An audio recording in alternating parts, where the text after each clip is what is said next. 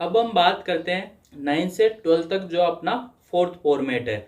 जैसे कि अपन ने पहले बात की थी कि जो 10+2 जो फॉर्मेट था उसको 5+3+3+4 इसके अंदर चेंज किया गया है। तो अपन ने 5+3+3 8 तक अपन ने बात कर ली। उसके बाद जो लास्ट फॉर्मेट अपना स्कूल लेवल तक का 4, उसके बारे में बात करते हैं। ये जो 4 ईयर का जो पैटर्न है उसके अंदर आप 9 से 12 तक की पढ़ाई करेंगे। उसके अंदर क्या क्या बदलाव किए गए, इसके अंदर विशेष रूप से बदलाव किए गए हैं। इसके अंदर एक सबसे बड़ा बदलाव है कि जो एग्जाम पैटर्न है वो आपका 1 ईयर, साल में एक बार एग्जाम होता है, वो उसको सेमेस्टर वाइज किया गया है। यानी कि साल में 2 बार एग्जाम होंगे, हर 6 महीने में आपको एग्जाम देना पड़ेगा, जिससे बच्चों को शुरू से लेकर लास्ट तक पढ़ाई के प्रति अटैच किया जा सकते। वरना होता क्या है, जैसे मार्च में एग्जाम है तो अपन जनवरी में पढ़ना शुरू करते हैं। इस तरह की जो वो बनी हुई थी उसको तोड़ने के लिए कि बच्चा शुरू से अटैच रहे, उसके लिए सेमेस्टर सिस्टम किया गया है। उसके बाद सबसे बड़ी बात अपन ने देखा कि 3rd से 5th तक बच्चों को लोकल लैंग्वेज सिखाई जाए, 5th से 8th तक बच्चों को एक इंडियन लैंग्वेज में पढ़ाई कराई जाए, और 9 से 12 तक बच्चा एक फॉरेन लैंग्वेज सीख सकता है। जैसे कि इंग्लिश रही, रशियन रही, फ्रेंच रही, कोई भी एक इंग्लिश लैंग्वेज बच्चा सीख सकता है, उसको ये अपॉर्चुनिटी दी जाएगी। चाइनीज लैंग्वेज को अभी सम्मिलित नहीं किया गया है, क्योंकि अभी अपनी सीमा पर जो विवाद चल रहा है उसके चलते चाइनीज लैंग्वेज को वहां से हटा दिया गया है, ताकि बच्चा अगर प्रोग्रेस करता है तो विदेशों में भी जाके बड़ी बड़ी कंपनीज के साथ जो अटैच हो सके, इसलिए वहाँ की लैंग्वेज वो सीख सके, जो भी लैंग्वेज बच्चा सीखना चाहता है।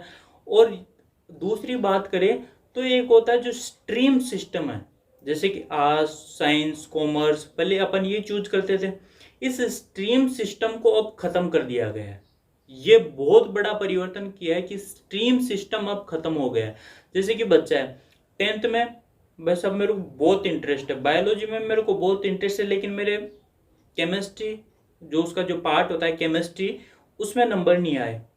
तो मेरा बायोलॉजी में इंटरेस्ट है लेकिन केमिस्ट्री में नंबर नहीं आए, और मैथ में भी नहीं आए, फिजिक्स में भी नहीं आए, केवल बायोलॉजी, सारी साइंस की एक ही बुक होती है 10th तक, उन पार्ट में नंबर नहीं आए मेरे, केवल बायोलॉजी पार्ट में नंबर है। मेरा बायोलॉजी में इंटरेस्ट है लेकिन फिर भी उन सब में किसी में नहीं है। तो जो भी एडवाइस देता है वो टोटल नंबर देख के वो यही देता है कि नहीं तेरे अच्छे नंबर नहीं है, तू आर्ट्स ले ले या तू कॉमर्स ले ले, कुछ भी।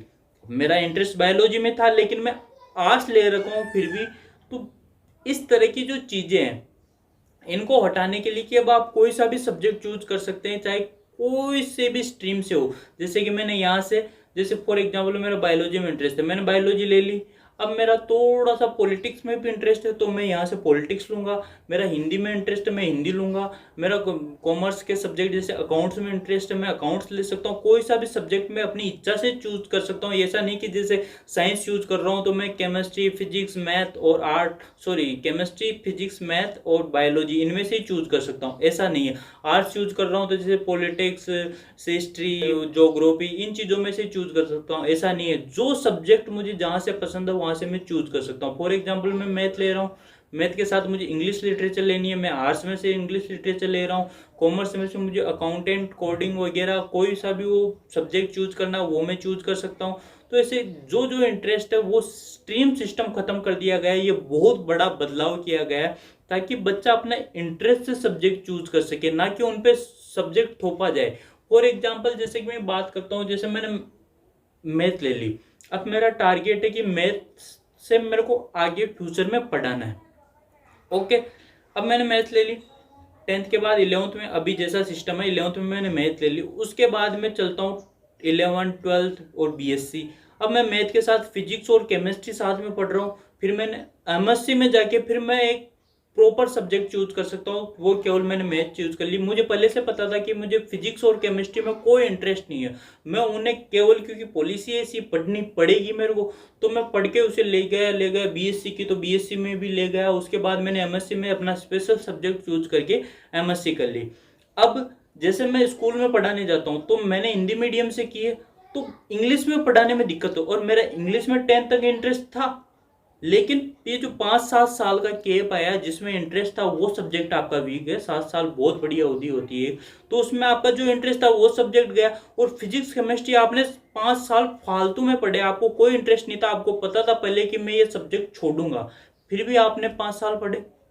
तो इस तरह की जो चीज़ें इनको हटाने, अब आप मैथ के साथ इंग्लिश पढ़ सकते हैं, पॉलिटिक्स में इंटरेस्ट आप पॉलिटिक्स ले सकते हैं। इस तरह से स्ट्रीम सिस्टम है वो पूरी तरह खत्म कर दिया गया है, जो कि एक बहुत बड़ा बदलाव ला सकता है। अब कोई भी बच्चा कोई भी से भी सब्जेक्ट के साथ कोई सा भी सब्जेक्ट पढ़ सकता है, और ऐसा नहीं है।